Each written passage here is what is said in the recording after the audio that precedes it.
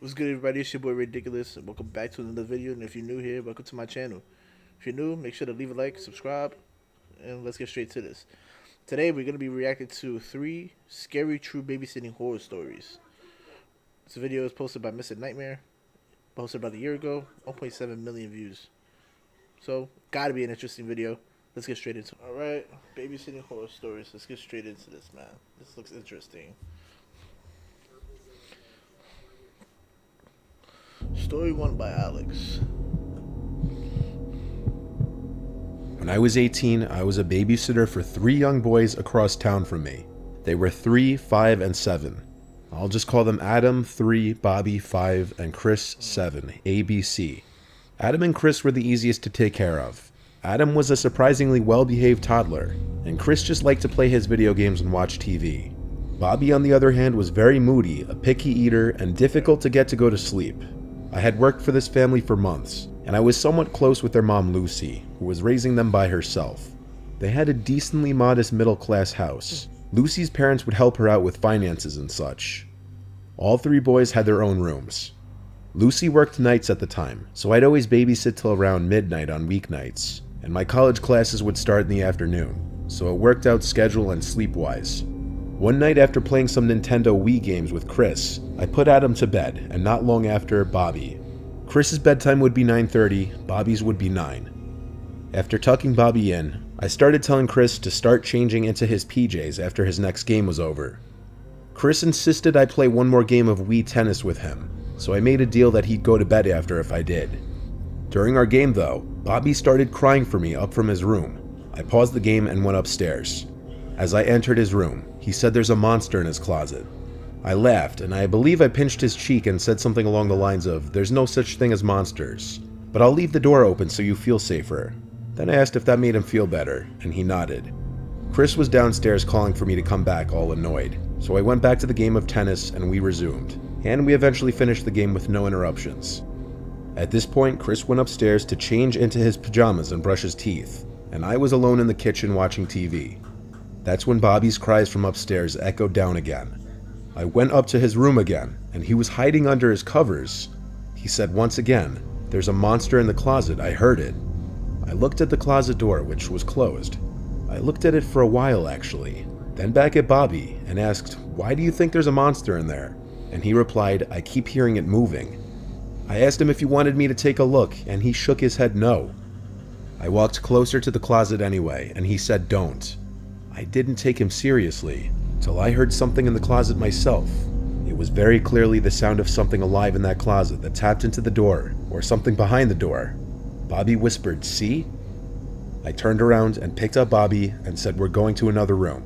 I also grabbed Chris from the bathroom and brought him into Adam's room, where I locked the door. Adam and Lucy's room share a Jack and Jill bathroom with 2 entrances.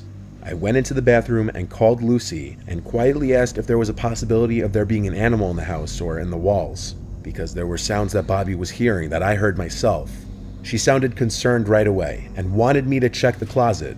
I kept her on the phone as I went back to Bobby's room. My discovering the closet door to now be ajar confirmed that there was someone in the house with us. I told Lucy, and she freaked out, telling me it was most likely her crazy ex and to get the kids out of the house. I suddenly felt like my life were in danger, and her ex was going to come out of nowhere and run at me. I went to Adam's room and managed to get the 3 kids out of the room, but just as I did, I heard the front door to the house slam shut. I peeked down into the living room, and there was no one there, but the front door was shut. He must have made an exit while he could. I went to lock the door, then called 911. Lucy came home from work early, and was there when the police came. Without cameras or anything, there was no proof that it was her ex though. Her ex is the father of Adam, but she keeps him away from her because of their past that I won't get into for her privacy. Long story short, he can't take it, and she just recently blocked his number, which would explain the possibility of him breaking into the house. The police recommended changing the locks on the doors and such to Lucy. She understood I wouldn't feel comfortable staying in that house for a while after that, so she started letting the kids stay with a relative or one of her parents coming to watch the kids. I don't know what happened after that because we kind of fell out of contact. I didn't really like the fact that she was okay with me checking the closet when she was already suspicious that it was her ex. It was definitely a horrifying experience. My fault to pause it on you, but I just gotta say something real quick. It's kind of crazy how this is why houses, because I'm from NYC, so you know it's a lot more people living in apartments over here, but people do live in houses out here too, obviously. But it's like it's so creepy with like houses, because it's like, how do you know when someone sneaks into the house and stuff? Because it's like you could be in one other side of the house, you might forget to, like, I don't know, lock a window or something. Somebody sneaks in, shit like that just creeps me out with houses, bro. Big houses at that. But anyways. Is your YouTube channel under 1,000 subscribers? If so, here's a tool that can help you reach your first or Story next. 2 by Charlie E. Let's get straight into that. Where I had just turned 14. It was the summer of 2012. I was looking for a job. My grandma had told me about a family that she was friends with, and they had 2 boys, Alexander and Danny. Alexander was 10 and Danny was 5. I was very excited to have a summer job and get some extra spending money. I went over to meet the family with my grandma, and they were friendly enough. The 2 boys seemed easy to handle and not babyish or whiny at all. In fact, the boys and I were playing with their trucks, getting along great. I set up a date with the parents, and they actually had a dinner to go to the next night. So the next night, it became time for me to head over to the house. It was a humid, rainy night. I walked into the house, and the parents were just getting ready to leave. They gave me a paper with rules and such, things they didn't want the kids to do, and their routines. They wrote a little something on the side that said Danny swears he hears tapping on his window every night, but not to believe it, because they think it's just a silly story that kids make up. I was only 14 myself, so reading this was a little unnerving, but I sort of forgot about it. It was a chill night. We watched TV and played with toys. They didn't give me any sort of trouble, but when I told the boys it was time to get ready for bed, I noticed Danny starting to stall and get kind of distressed. I ignored it, thinking he's only 5 and probably wants to stay up later. Eventually, I got them both to settle down and go to sleep. About an hour and a half had passed. It was now 10 p.m. I heard Danny groggily but loudly yell for me. I rushed up to him and asked what was the matter. He told me he heard the tapping noise again. I instantly felt uneasy and nervous, but I just flicked on the light and looked out the window. Nothing outside except darkness and the solar lights from the neighbor's driveway. I calmly told Danny that it was probably just some bugs since it's summer after all. He seemed to come at ease when I said this and laid back down. As I walked out of the room to shut his door, I heard a faint tap noise against his window. I got the chills as I flicked on the light again and looked out the window. And again, so realistic, bro. Yo. Nothing. I kept telling myself that it was just bugs flying into the window, but something deep down told me to do something. I told Danny not to worry as I opened the window and yelled out, "This is private property, I'm gonna call the police." Moments after I did so, I heard a frantic scurrying into the forest that was across the yard. By now, I must have had goosebumps all along my arms and legs, and I immediately called the police for real. I called the parents right after, and they were thankfully already on their way home. The police arrived and didn't seem at all surprised by what I had told them. They had gotten other reports in the area for quite some time about some stranger going up to people's windows at night, looking through them and tapping on them. They said they got calls telling them the same thing almost every week. Danny's parents just never believed him and I guess took it as some little kid's story or imagination, but it turned out to be very real. They searched the whole neighborhood and never found the person. After that night, I told the family in the nicest way possible that I didn't feel comfortable watching their kids anymore. And I still think to this day what would have happened if anything went differently. Like, God forbid, the window was unlocked or open. Maybe sometimes parents shouldn't just brush whatever their young children say as just their imagination. Oh, that's a fact. My kid says something's in the closet, I'm taking him serious, bro.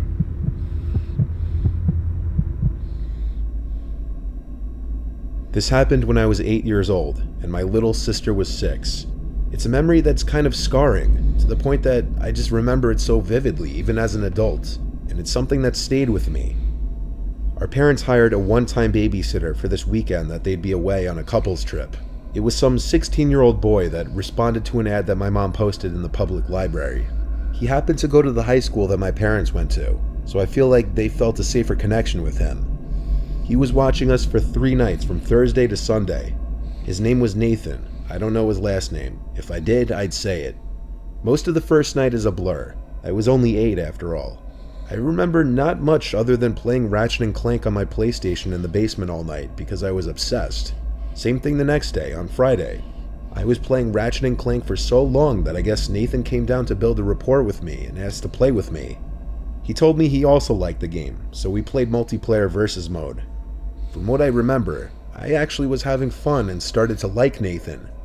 The next day, I had my friend Zachary over and we played soccer in the backyard, which Nathan volunteered to ref for as he came outside with my little sister. Basically, he was a completely normal seeming dude for my 8-year-old mind.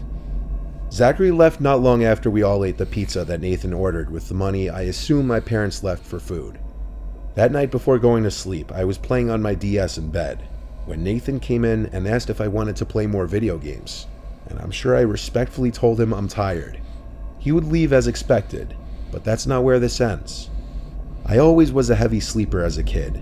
Not anymore, but when I was 8, waking up in the middle of the night wasn't a regular occurrence.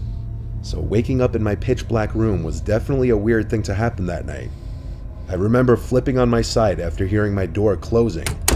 I looked across the room towards the door, and as my eyes adjusted to the dark, I saw someone standing in the corner of the room, and before I could digest what was happening and scream or react in any way, I heard Nathan go shh and whisper, "It's me." I didn't respond, but then he slowly got closer to my bed, pulled the covers off of me, and I swear he was about to get in the bed before I screamed stop or something along those lines, and he froze. I got out of bed and left the room. I went to my little sister's room, took a blanket from under her bed, and laid on the floor shaking, feeling extremely confused and uncomfortable. The whole next day, I didn't see Nathan. I knew he was in the house because he fed my little sister breakfast, but I knew he was avoiding me now. I couldn't exactly call my parents because I didn't know either of their cell phone numbers. It was a weird long day of me staying in my room and playing games with my little sister. Nathan never came in once. That night, I couldn't sleep for obvious reasons, and I don't know how much time passed before hearing my door creak open again. This time I didn't look up. I laid there until I heard the door close, and then a few moments of silence later, I looked up to the door, but he wasn't there this time. I turned on the lamp to confirm this, but even at 8, I knew he was creeping around again, and I wanted to go to sleep in my sister's room to protect her in my mind. I got up and took my pillows and blanket to my sister's room, and lo and behold, Nathan was already halfway towards my sister's bed in the pitch black room. I yelled at him to get away from her, and he told me to calm down, he's just checking on her. He hurried out of the room, and I locked the door. That was the last time I ever saw him. The next morning, I woke up on my sister's floor and told her let's play games in her room until Mom and Dad get back, which was early in the day, thank God. We heard our parents get home and talk with Nathan outside, but we didn't leave her room until he was gone. My parents asked me why I slept on her floor. I don't remember what I said, but I know I didn't tell them the real reason. In fact, I never did. I regret it often, not telling them all those years ago, so that Nathan guy would get in trouble. I'm scared because of me, he might have actually at some point successfully hurt a child. It's sadly something I kept bottled up my whole childhood, simply because I felt too embarrassed and awkward to tell anyone. That's creepy, bro.